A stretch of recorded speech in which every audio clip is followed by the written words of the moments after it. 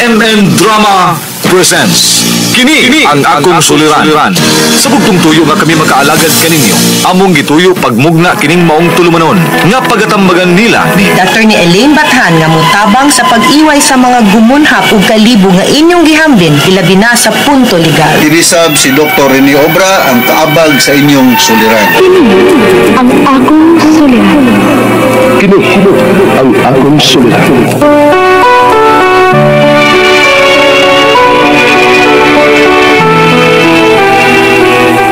Sa atong pagkaymugso ng kalibutan, gikalawaan at ang daan sa atong suliran.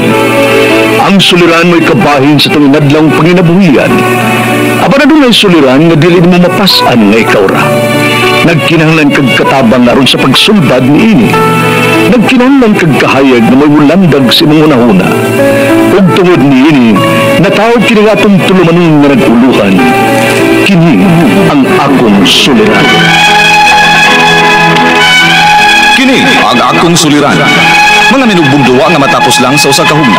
Mga kinutlog gikan sa mga suwat sa mga minahal namong tigpaminaw. Busa kung aduna kamoy suliran nga naggumon karon sa inyong galamhan. Suwata ka na ug ipadala ning atong tulumanon. Kini ang akong suliran. Aron kabuhatan ka na og duwa sa kahanginan ug pagatambagan sa mga bulawanong hunahuna. Kini ang akong suliran. Kini ang akong suliran. Sinumat ni Teresa Tirul Soria, ubos sa direksyon ni Ingrid Miss Iver Tudaso. Dalit kaninyo sa RMN Drama.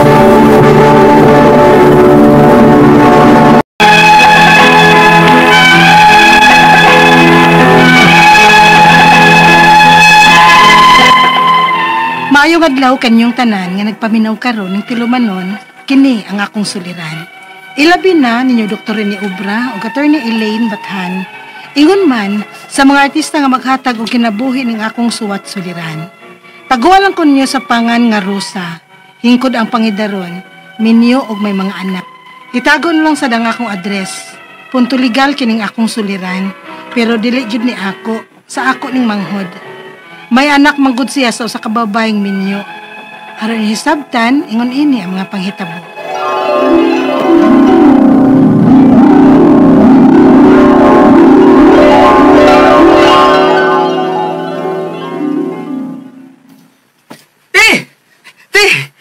Naunya ko ipalaila ni mo. Saba na? Babae o lalaki? Siyempre, babae. Ang naman sa lalaki. Bagong uyab ni mo? Bago lang yung kunyag isugot eh. Oh, maayo kayo. Sa katapusan, may giilis ka na gid atong uyab ni mong way klaro. Ay da, pasag dito siya tiyo eh. Kay tuwa na to sa maayong kamot. Lihok mo sa diay sa mga lalaki tong imong ex. Uy, uyab pa gani mo. May lain na sa diay siyang uyab. Sus, nakamubuon akong ilin tiyo eh. Moong di na to siya iskutan te. Te, si Alma na karon ang akong uyab. Alma? Maayo unta. Kung dili ka na pahilakon, anak Marlon. Te.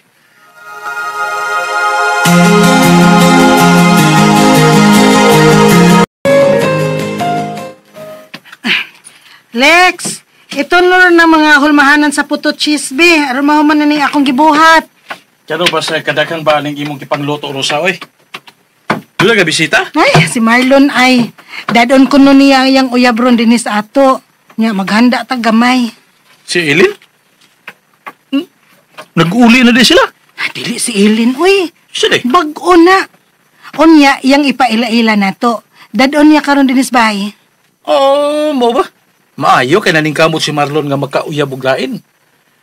Kung mao na maganin ang babayhan ha, magpakasal sila. Mausa na akong gusto no. Nga mapahimutang na siya. Na ba? Kaya isip magguwa nga, ilo na sa among mga ginikanan. Ganahan naman sad ko nga, mapahimutang na ang akong manghut sa taro nga babae. Tingalig siya na ron. Sharon? Naabtan na noon nila da. Tabian ka manggod kaayo. Ay, Kadiya ta kay ablihan ko una sila. Sige. Rosa! Sila na gyud ay. Kadiyot lang daw, Marlon.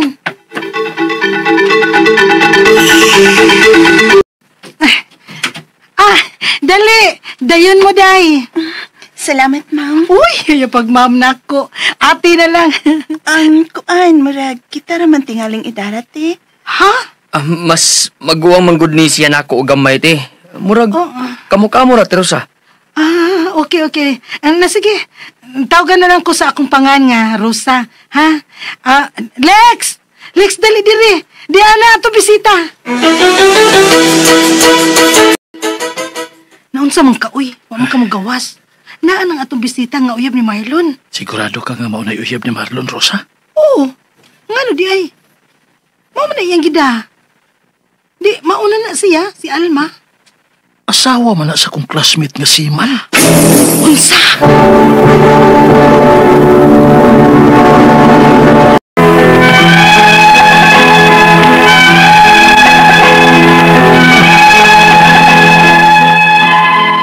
Mao di ay nga wa mo gawas ang akong bana pag-abot sa uyab sa akong manghod, kay nakaila di ay siya ini. Kaya asawa ko nun ni sa iyang classmate nga usa ka siman. Minyo ang nauyab sa akong manghod. Unya, Marlon, Ginoo ko ni mo dong, uy. Sa kadaghang babae sa kalibutan, diha pagid ka anang minyo. Unsaong, di among kumahigugman yan, Sus, Ginoo ko taon, Marlon. Dong, di na mahimo, uy. Mapriso ka ni mong kalaki. Pangita og laing babae nga pwede ni mong mapakaslan, dong. Uwahin na, te. Mabdus na si Alma sa among anak. Unsa? Samot. Aw, bilangguan gisang kuan ni mo, anak Marlon. Te.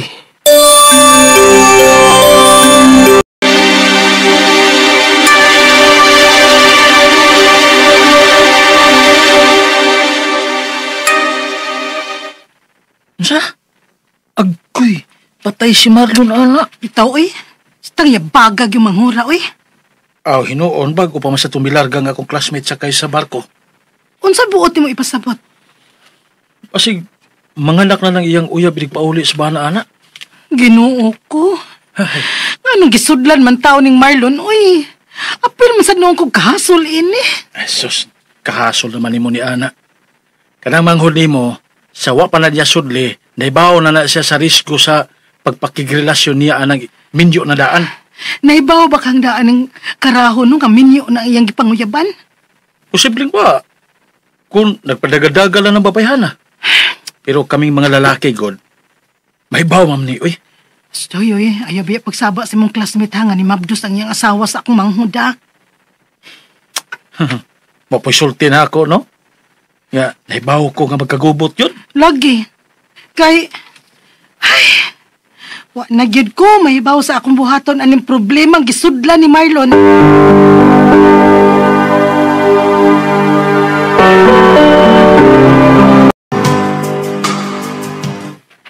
Lex, unsa naman da ito odrong buwana? Marason na. Hala, karaman da itong kwinta-kwinta nako nga mga anak ang uyab ni Marlon. Aw, wa pa di mga anak. Wa ko kay baw. Kay murag nilarga ba yato sa Alma sa ilang probinsya? Wa pa man siguro to mabalik. Adto tingali mga anak. Nibagay akong cellphone. Si Marlon. Ako ni pangutanon.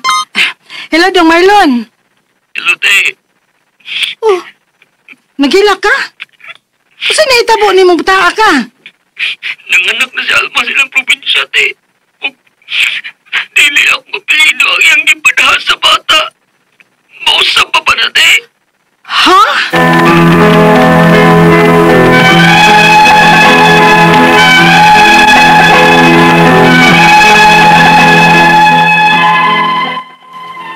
Ang pasabot ni Alma sa akong manghod, nga maong dili niya apelyido sa akong manghod ang iyang gipada sa bata, kay aron kuno siya ka-avail sa maternity. Ang akong mga pangutana mao kining mosunod. Unang pangutana, gusto sa akong manghod nga ipausab niya ang apelyido sa iyang anak aron magdakin ni sa iyang apelyido. Pwede ba na? Kay siya man gyud ang amahan sa bata. Ikaduhang pangutana, nagdakaron ang bata sa apelyido sa bana sa uyab sa akong manghod nga usa ka siman. Unsa may mahitabo kung moreklamo ang iyang bana? Pwede ba nga siya ang moreklamo nga dili ipada ang iyang apelyido? Ikatulong pangutana, Minyo ang napamabdusan sa akong manghod ug may anak na sila. Unsay posibleng kaso nga atubangon sa akong manghod ug sa iyang uyab nga minyo kung mukihan nila ang iyang bana? Ikaupat nga pangutana, kung pananglit mga tarungan ang akong manghod nga wa siya mahibaw nga minyo ba di ay ang iyang napamabdusan, posible bang makalikay siya sa kaso?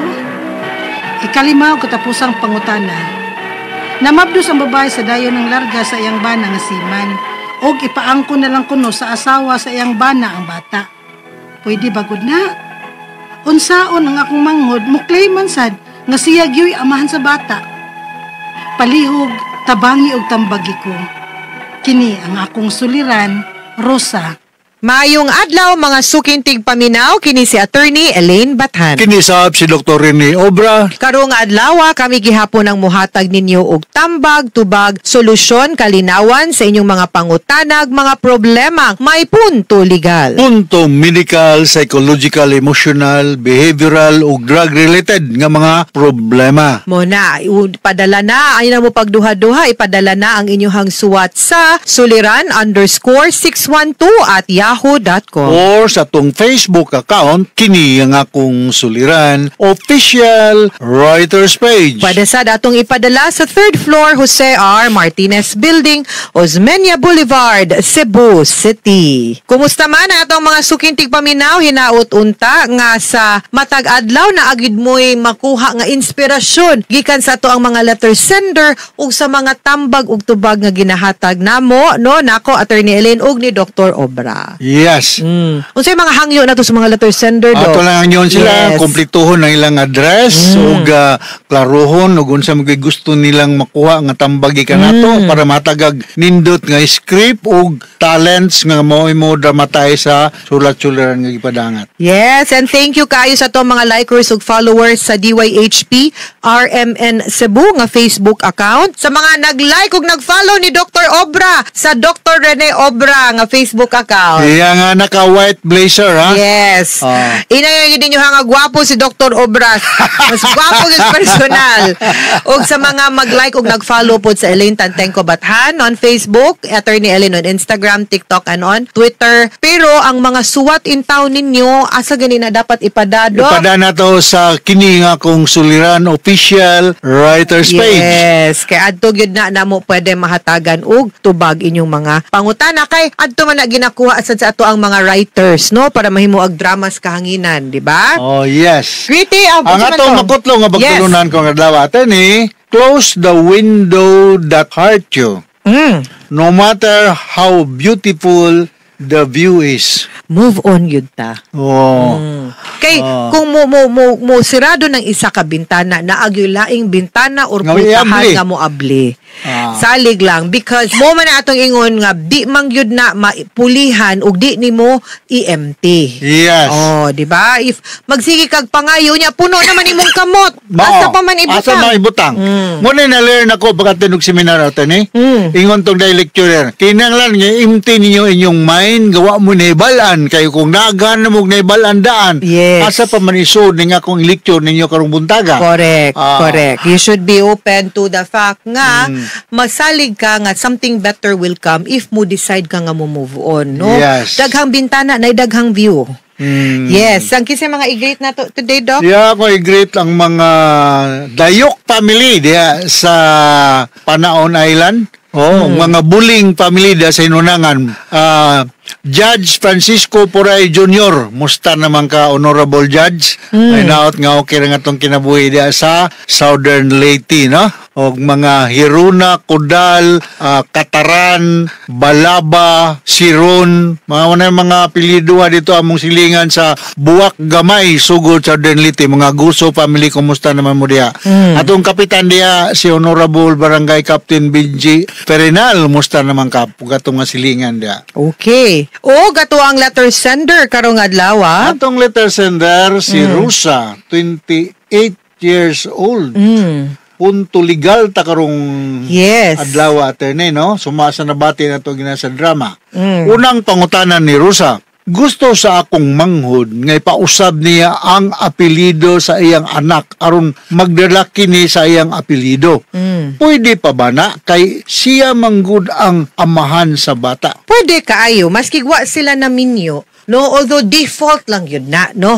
Nga kung ang bata na anak gawas sa kaminyoon, automatic yun na siya baylo nga ang apelido sa mama ang dalhon. Pero ang exception ana is if ang papa mo acknowledge ug mutugot nga ipada sa ang iyahang apelido. Ni-acknowledge siya nga iyahang anak ug mutugot siya nga dalhon sa bata. Ang iyahang apelido mahimo gyud kaayo. Especially of course kay siya man ang papa angay sa gyud niyang i-acknowledge, no? Ang iyahang bata ug ang iyahang anak. Okay? Yeah, pwede pag yun na, no? Pwede ra gyud na. You just go to the local civil registrar. Go to the local civil register. Okay, kanong pangutana. Nagdala karon ng bata sa apelyido sa bana sa uyab sa akong manghod nga usa ka siman.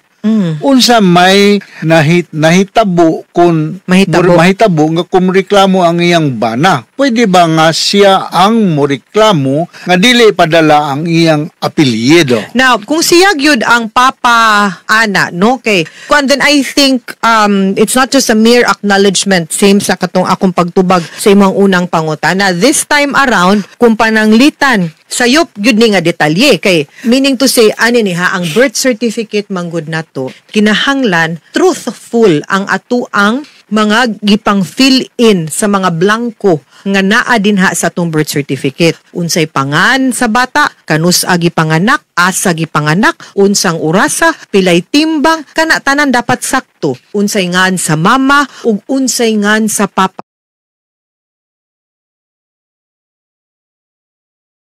Biological mother ug biological father.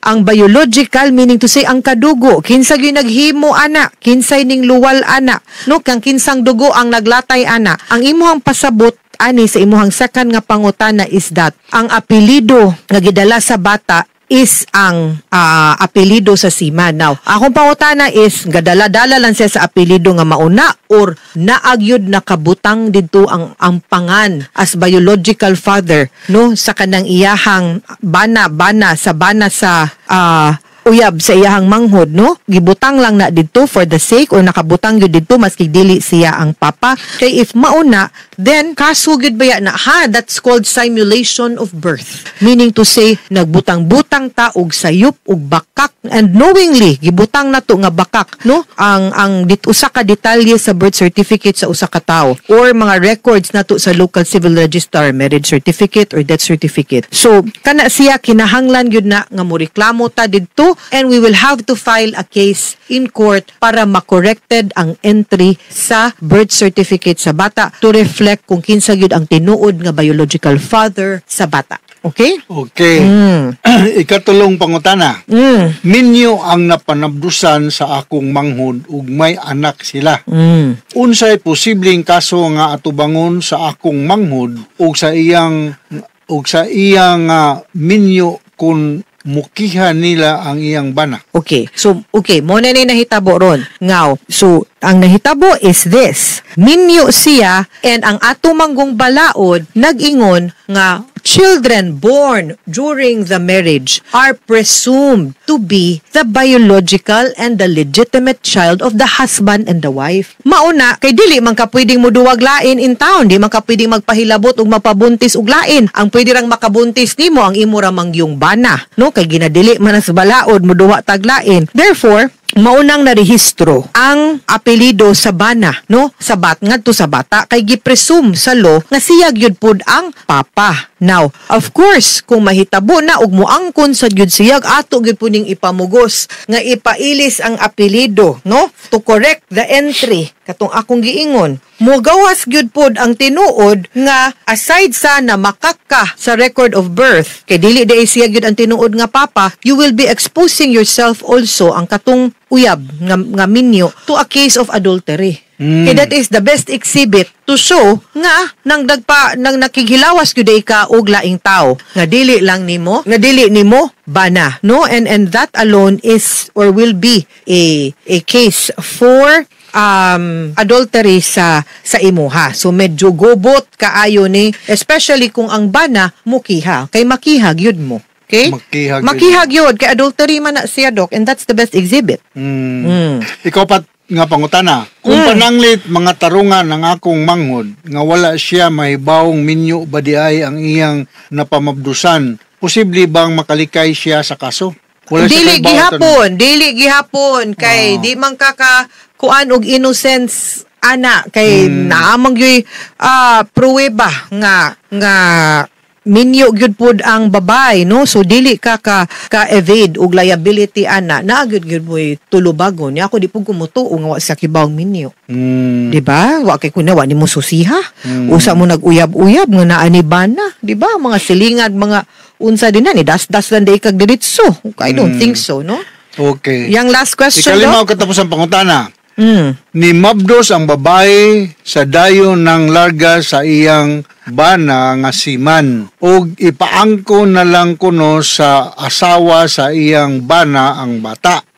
Pwede ba gud na unsaong ang akong manghud man nag-claim sad nga siya ay amahan sa bata? Muna din ha ang dakong gubot kay kung pananglitan gyud nga mahibaw-an sa bana nga dili siya ang papa, wa takibaw unsa iyang reaksyon. Legally speaking, pwede gyud siya makakiha sa iyang asawa ug sa imuhang manghod. Kay nakabuhat man gyud siya akto nga sayop ug gidili sad sa balaod. Ang balaod pud nato pud nag-ingon nga kung ang bata nataw suds kaminyoon, automatic lagi gyud nga ang papa is the husband, mas dili niya biological father. So it's a risk nga kinahanglan gyud ninyo balansihon. Musulti ba mo sa bana or pasagdan ninyo and maghilom ang imuhang manghod ug dili mo angkon kay para wa sila'y kiha, dili makibaw. Pero ang akong pangutana ana, how long can you hold it off? Kay wa rabay kanang asong makumkum. Kay kung magkadako ang bata, magkaanam ug dili liwat sa iyaha sa papa, pasin mahibaw-an na pud niya ang tinuod because there is always going to be a DNA test. And para pud nako, wa poy ko mo kung musulti na lang gyud mo sa tinuod nga nahitabo kay para wa moy magkaanam og kadugay, magkataanam og kadaghan og kataas ang inyong bakak ug pagpangilad timani nakasa mo sa banang inosente nga nagtrabaho naningkamot para sa iyang pamilya. Imagine ang gabuhi siyag batang di iya. So ako, I will suggest that, you come clean and hopefully, hangyo lang, di na lang magkiniha ay sulbaro na lang na ninyo kung saan ninyo pagsulbad ng inyong sitwasyon. Okay? Okay. Mga sukintig paminaw, hinaut-unta nga naamoy nakutlo na pagtulunan karong adlaw. Kini si Attorney Elaine Bathan. Kinisab si Dr. Rene Obra. Daghan kayong salamat sa inyong pagpaminaw sa atong tulumanon. Hangtod sa sunod nga sugilanon, din higapon sa tuhang programa, kini ang akong suliran. Gikan sa RMN Production Center. Radio Mo Nationwide Tatak RMN. Daghang salamat ug maayong adlaw. Mga higala, aniya,